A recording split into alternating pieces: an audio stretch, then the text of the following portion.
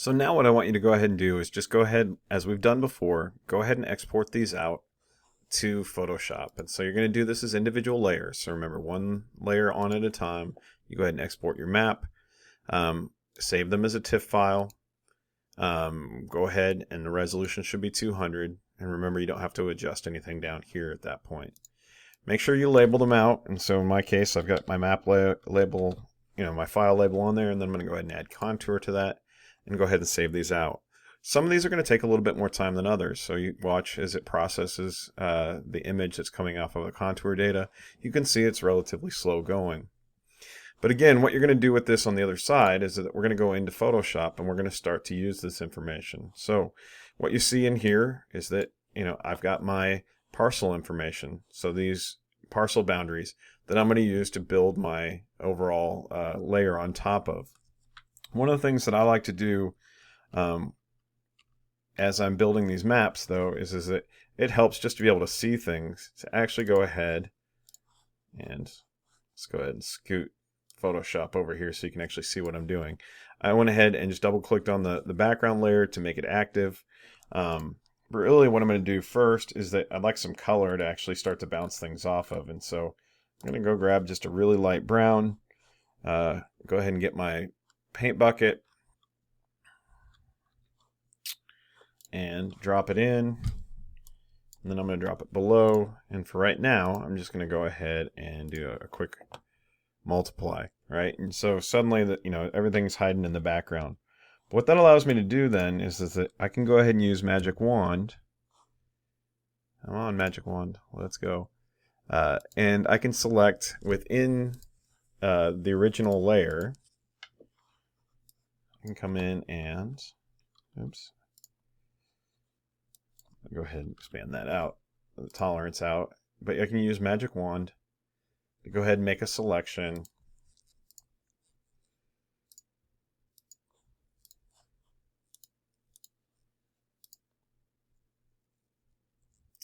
In any of these layers. Now, I'm going to pause real quick because I'm having an issue.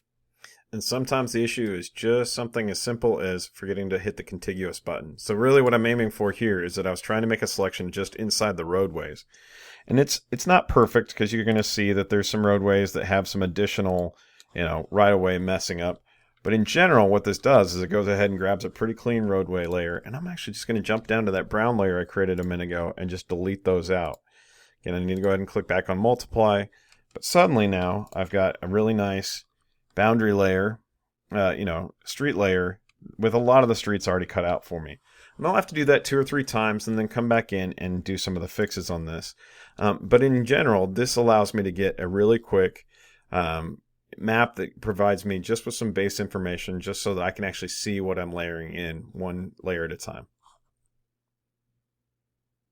Now you'll see that, I used some erasing, the eraser, and I used a paintbrush, and, and even right now as I'm looking at it, I didn't get it completely perfect. But that's okay, because really what this is trying to do here is that it's trying to actually just give me a better way of kind of visualizing what I'm looking at, right? And that's really what the goal was for this particular part of the assignment. And so I can go ahead and continue to go ahead and drop layers of information in. The beautiful part about this is Control A, which is select all, Control C, which is copy, Control V. And again, I can go ahead and drop these layers in one at a time. You know what you can do in terms of going ahead and using multiply to actually see them. One of the things when it comes to the boundary layer, it's probably worth going ahead and actually creating, a boundary layer that is cut out, that actually does allow you just to see the boundary instead of all the internal line work on the parcels. And so again, that's just to help clean it up and really explain what is actually city owned. So I'm going to go ahead and pause and take care of that, and then come back with just a few other final details. But I really want you to go ahead and explore and create a base map on your own, something that you can start to work with. I'm okay for the moment with the scale. When you go to submit this, I'm going to need you, because otherwise I'm afraid we're actually going to crash the, let me check the image size real quick. Yeah, we're at 200 megs. I'm going to need you at a minimum to flatten these, but I'm probably going to need you to go ahead and submit them at like 11 by 17 just so we don't absolutely crash Brightspace. And so, but anyway, let me go ahead and pause the video and flash forward a little bit. So you'll see I've done some basic editing on some of the layers. I've changed the, the transparency on the contours. I've, brought in and applied the road labels and used a multiply on the layer to bring that in. I've used several features to go ahead and bring the Wabash River to life. Again, these are, the basic elements that are coming together in our base map here. The last one that I do want to just go ahead and share, this is a trick I learned a few years ago, is that one of the things that's really missing from this overall picture here is that we just don't have any vegetation. There's no vegetation really here to share. So one of the things we can do, because if we actually were to drop the, one thing we could do with this aerial photograph is we could come down here and just replace the boundary. And then you still have all of that other information sitting on top of it. And if I zoomed in, you could kind of see the contours. But in general, it just completely overwhelms what's going on. So one of the things that I suggest doing is just leverage the magic wand tool. So I just actually took a single click magic wand tool. I'm going to do it again over there. To be honest, I could actually just go ahead and turn contiguous off and see what happens. I'm going to go ahead and zoom that in a little bit because that's an awful lot of green that suddenly is going to overwhelm my map. Maybe change that tolerance up a little bit. It allows us to kind of pick and choose what we're looking for. There we go. That looks like a pretty good. All I'm going to do here is just a copy paste, and then I'm going to turn my aerial photograph off, and I'm going to come in here. I can come in here and actually change some of the settings. So you can actually see linear dodge. Will actually go ahead and just show you all of that, soft light, hard light. So this is certainly one way. I'm just looking for something that looks pretty good. I saw, that looks pretty nice there. But anyway, so suddenly I've been able to go ahead and just drop in the vegetation in on top of my base map. And that's certainly one thing that you can do to kind of bring this together.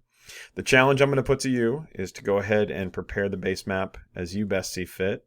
And when you have something that you're happy with, remember to go ahead and always save a PSD copy of this.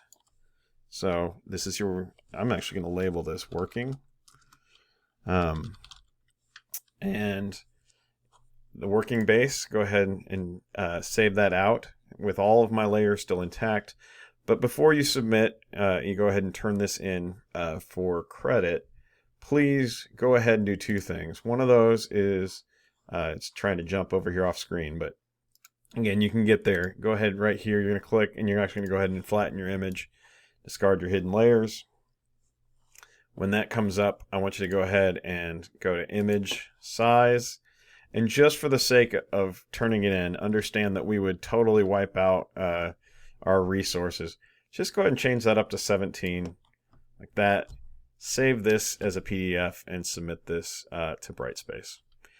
The next GIS tutorial will pick up from here, and we're going to do some more work with analyzing slopes, analyzing hill aspect, so the shape of the hills, the hillside, wind exposure direction, those kind of things. And we'll also start looking in the future towards how do we actually analyze the hydrology to figure out where water falls and flows across the landscape. With that, I'm going to go ahead and wrap up these videos. Thanks for staying with me. I hope these were helpful.